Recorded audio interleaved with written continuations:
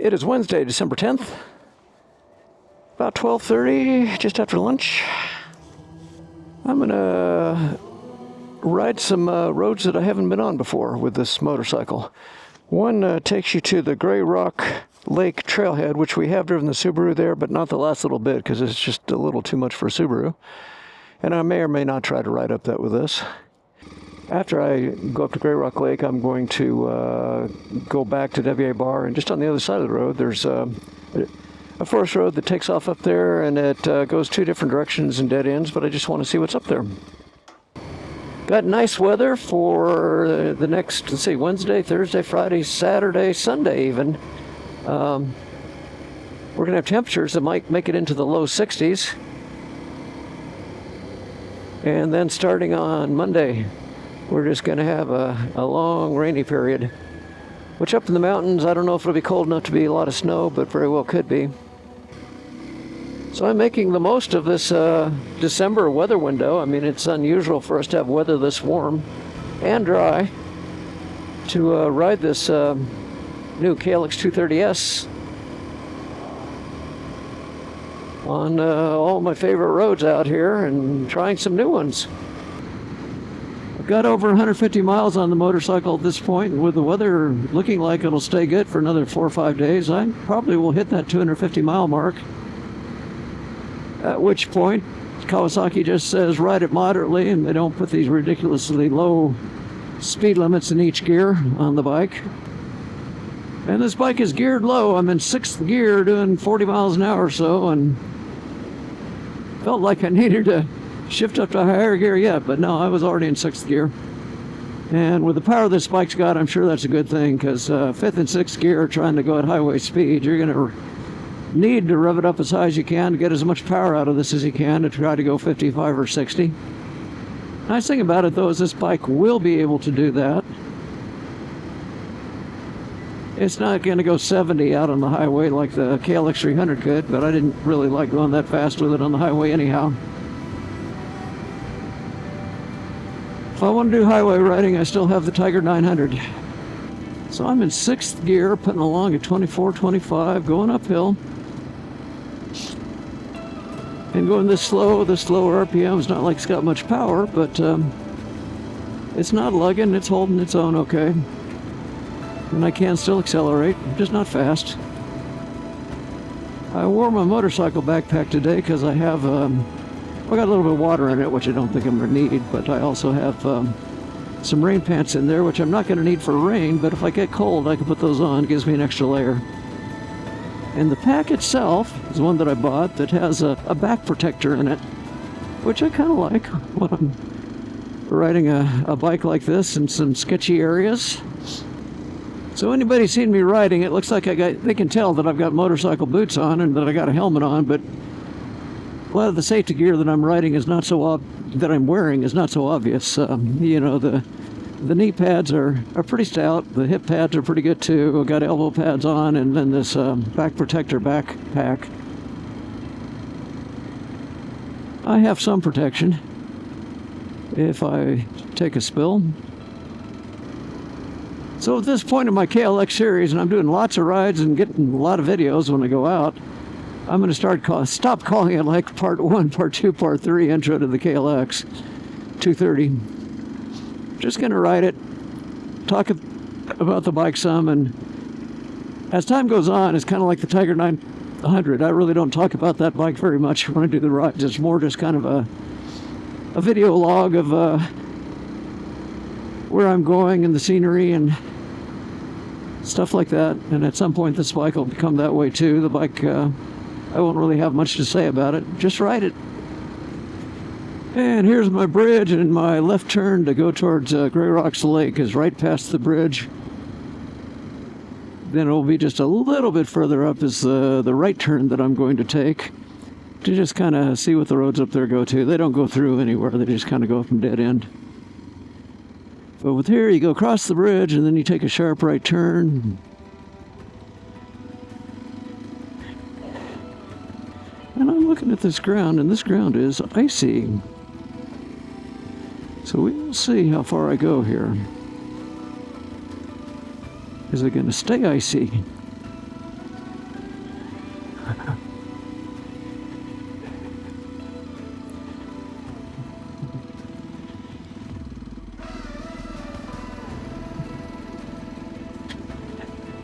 That's the problem this time of year. I never really know what I'm going to see up here. It's looking a little better right here. Yeah, definitely some ice.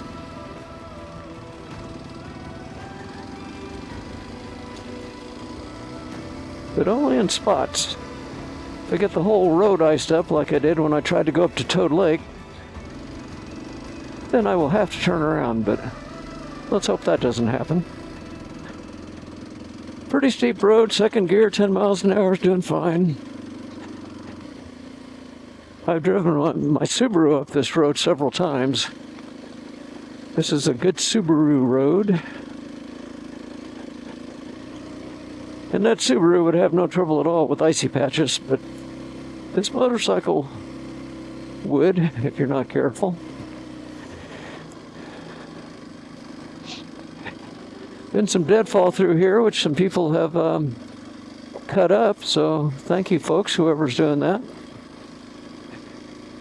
Possible they were trying to get some firewood too.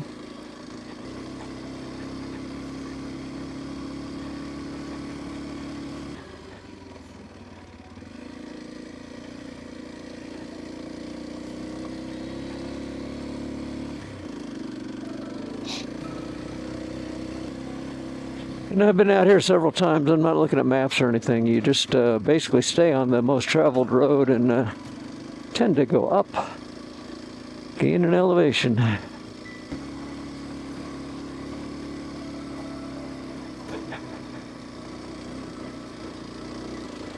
There's the last, I don't know, 1/10 of a mile, not real far, but it's kind of steep and it's got a really nasty section right at the beginning of it. If you're going to get through that with anything on four wheels, it's got to have little oversized wheels on it and lift on it. And a motorcycle, I'm pretty sure could get up there. I just don't know that I'm the one that's going to try to do that today. I'd rather enjoy the ride and not be in some precarious position.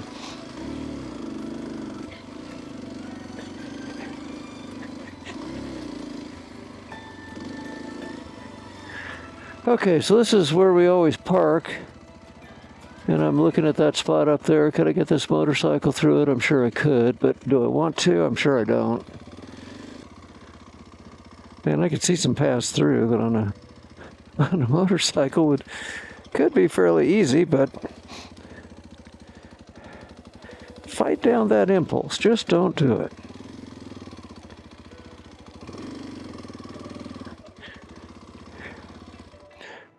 So I just walk over there and look at it. Kind of talk about what I would do if I was going to ride up it. And I could see two ways. Gosh, years ago I wouldn't have hesitated. I'll just walk up here, hold this out in my hand, take a look back at the motorcycle.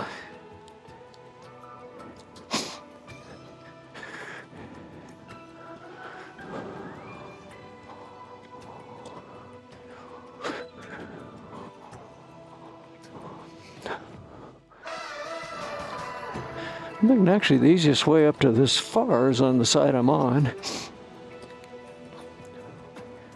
Got to carry a little bit of speed to get over these rocks. And then I think I would just kind of veer over to the right side and then through there and on up.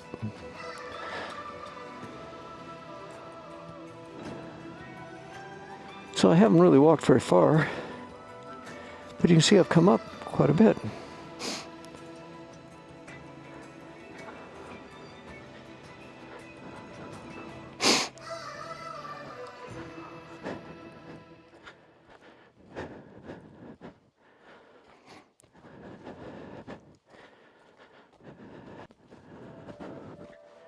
Yeah, I don't know if walking up there gave you any sense of how steep that is, but it's pretty steep.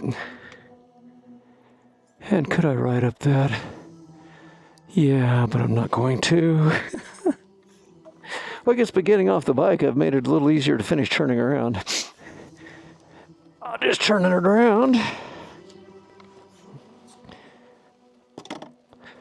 while I'm right beside it. So I had the cameras off for a little while. I decided to turn them back on. I don't have a whole lot further to go, I don't think, until I get to WA Bar. Kind of cruising down this road in third gear. I see a lot better from this way because the sun's behind me, so I'm not getting those dark shadows. And the day is continuing to warm up, so some of that ice might melt. There's some of it right there that is not melted, of course. Little icy spots when I first started up here, which fortunately didn't extend very far.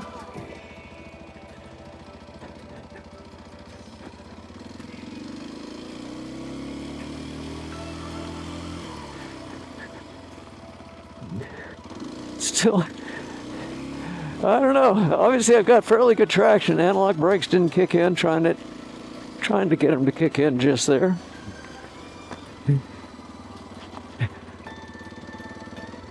Now, the other road I'm looking for should just be a little ways up here to the right. Well, there's a road right here. I don't know. We'll see.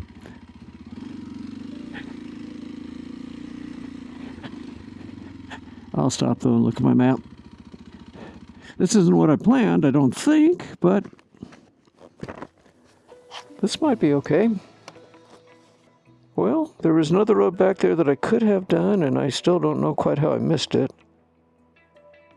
Actually, it was just before that bridge. That was the deal. But the road I'm on it looks like a good one. Right here, I can go up here quite a ways. So I'll check this out. I go up a lot of roads like this, and then I kind of scratched my head and said, what's the reason for this road to be here? Why does it exist?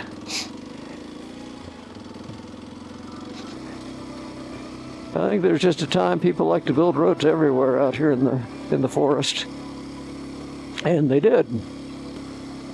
I mean, so far it's an okay road.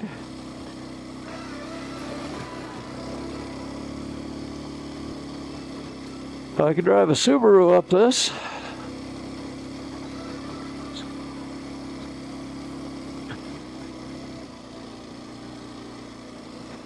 Off to the left there looks a little extreme. And again, head scratch. Why does this road exist? Was it for logging once long ago? This hasn't been logged in a very long time. I don't think I'm going to try to explore all of this road because I think it splits and goes different directions up here, but maybe not. I mean, this is obviously the main path. And I know it's going to dead end. It's not like this goes across the mountains. Of course, I'm making a bad habit of forgetting to bring that Garmin inReach that I wanted to bring when I get into remote areas like this. And I'm seeing what I probably need to do is just put it in this handlebar bag on this motorcycle and leave it there. I don't think I quite have the same need for it on the Tiger because I'm not going to get on roads like this. Kind of an interesting road. I mean, it's pretty much just a straight shot going up into the mountains.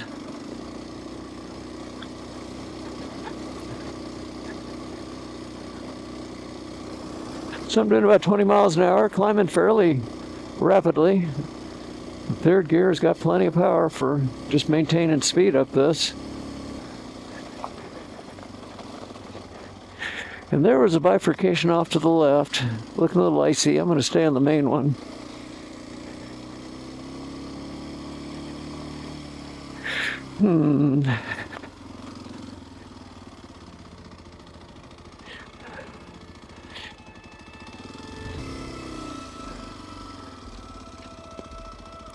I just don't know how much traction I have putting a foot down on this ice. Yeah, just spun the tire.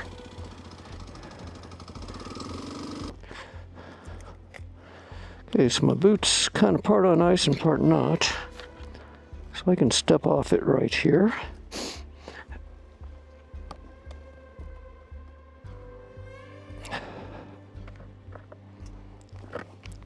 And the question becomes, how bad do I really want to get through this?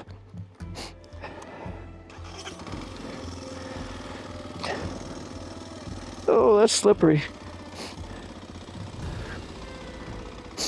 Kind of wouldn't be too hard to drop into that drainage on my left and going up, but you know, this isn't what I'm really interested in doing, so I will just find my way out of this. I will stop and look at my Gaia on my phone because I'm curious just where I am and how far up here I got. Part of the problem I've had turning around here is just I'm getting my feet on that ice too. Not a question of just the bike slipping, but it's a question of me slipping. But I think that's about got it done. Okay. Regroup for a minute. Well, you can see where I made it. Yeah, there was that split just right back there. I didn't go up that. I would have been climbing rapidly. And if I go straight up there, it's switchbacking up and that would climb too, but I just got a phobia about ice, so I'm not going to do it. So that is the end of today's adventure. That's enough. Just going to go back on the dirt road and get to pavement and head home. When I lived in Wisconsin, I had a fat-tired mountain bike. It was when they were first kind of getting popular, and they had a fat tire kind of race series out there, and I raced it a few times. And it was always snow and icy everywhere. Very cold in Wisconsin. But I had studded tires on that thing, and I could go over ice that I couldn't even stand up on, couldn't walk on. And with those studded tires, the fat bike would just go right through it, no problem. And if I'm on two wheels wanting to do stuff like that, I want studded tires. Anyway, it's interesting to see up here a little ways. When good weather swings around again next summer, I'll do it again. And at that point, I think I will go quite a bit further. Anyway, it's an interesting road, and I have not discovered all of its secrets yet because I want to go out to the end of some of these branches and just see what's there. Probably not much, but I mean, curiosity, right? Hi there. Hi there. I just want to make sure you're okay. I saw you weren't moving. Oh, just right this second? Yeah, just the last 10 minutes or so. Well, yeah, I had one spot there where I did a turnaround on some ice, and so I was very cautious, no accidents, but I mean, I was not only the bike was on a little bit of ice, I was on a little bit of ice too, so I went a little further than I should have. Okay, but you're okay. I am doing fine. Okay. I'm on my way back now. Okay, yeah. I'm still on a dirt road, but I'm past all the hard parts of it. Okay, sounds good. Okay, see you soon. Okay, Bye. Okay, so I did not bring the Garmin InReach, but I've got a cell signal here. Problem is, quite often out here you don't have cell signals.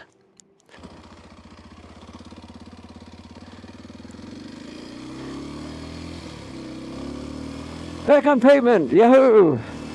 I like the dirt, but that last little stretch there, that was totally unknown. I had no idea what I was going to see up there. The road at no point was all that bad, but getting into the little icy spot there and realizing that no, I was going to have trouble trying to get through it, and then trying to turn around once I was there, that added a little stress to my ride. And that was a road up until I hit the ice. You know, I probably could ride the Tiger 900 up there, but not knowing what you're going to get into is just makes that not very attractive. On top of which, where I finally had to turn around, oh man, if I was on that 550-pound motorcycle. Now, again, the bike, I think, what weight on it's a little under 500, but I've got saddlebags and gear and stuff on it, so it weighs more than that. You don't want to have to try to turn that thing around in any tricky situation. And getting this turned around actually was a little harder than I expected, just because of that ice. It wasn't just the bike on the ice, it was my boot on the ice. My problem was I was actually thinking, well, maybe I'll go past this, and it kind of looked like I could, and I still think I probably could have, but then I got a little antsy of it, because one little spot there, the bike tires would have been on ice, and if anything slipped and started to go down, I'd have had a foot down on ice and wouldn't have been able to hold it up. And it's something that I don't think would have been a big deal. It's just, what can I say? I'm getting old and not quite as brave as I used to be.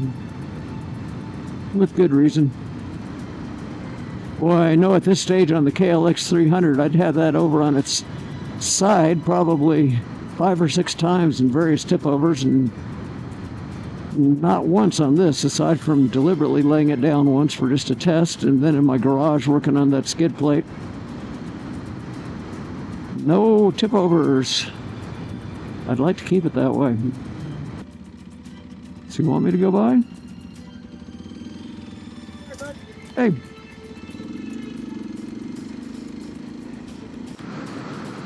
So when I first started racing, I've been riding motorcycles most of my life and trail riding, but always on pretty mellow bikes.